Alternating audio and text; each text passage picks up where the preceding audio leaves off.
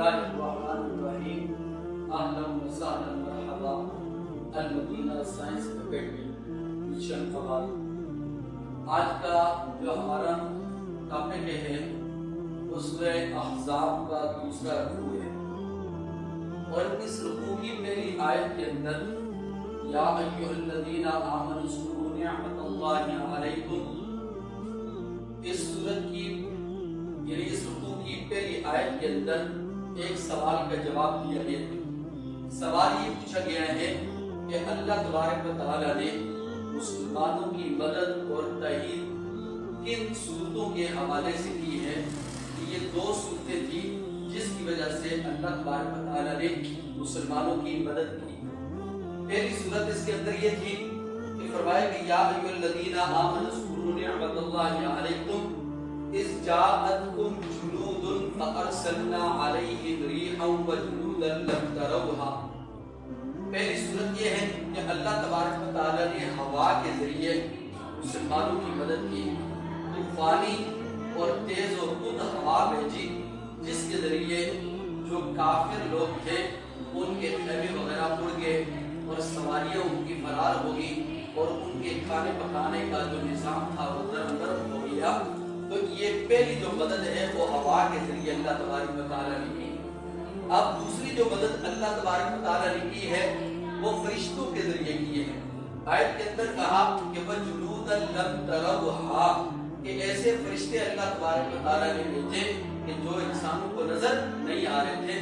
گویا خلاصہ کلام اس سوال کا جواب یہی نکلتا ہے کہ اللہ تبارک و تعالیٰ نے جو مسلمانوں کی مدد کی ہے وہ دو صورتوں کے اندر کی ہے، پہلی ہوا کے ذریعے اور دوسرا ایسے فرشتوں کے ذریعے جو انسانوں کو نظر نہیں آ رہے تھے۔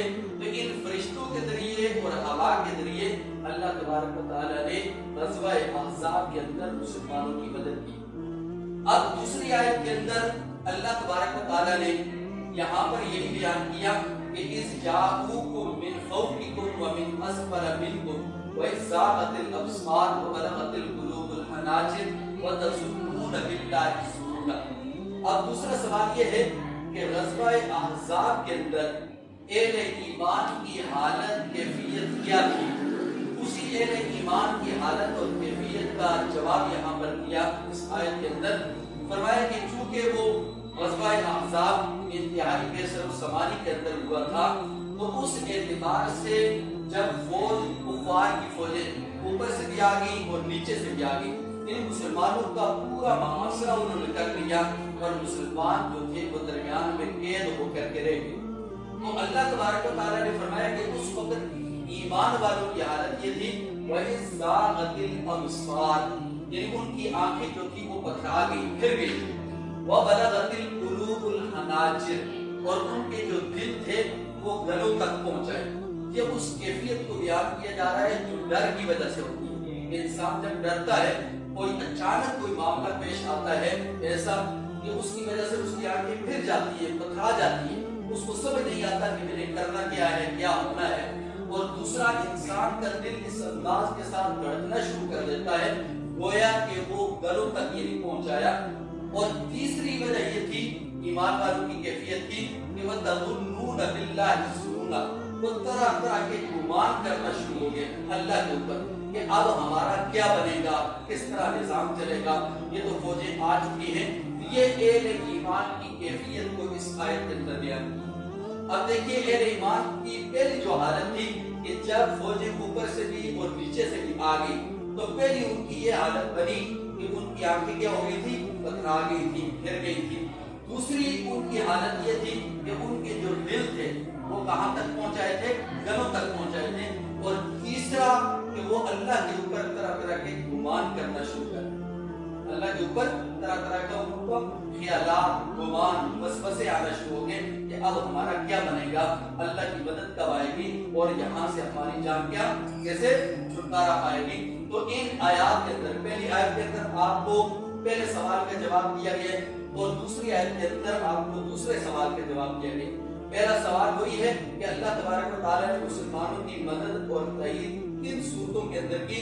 تو دو ہی صورتیں تھی، ایک صورت یہ تھی ہوا کے ذریعے اور دوسرا فرشتوں کے ذریعے۔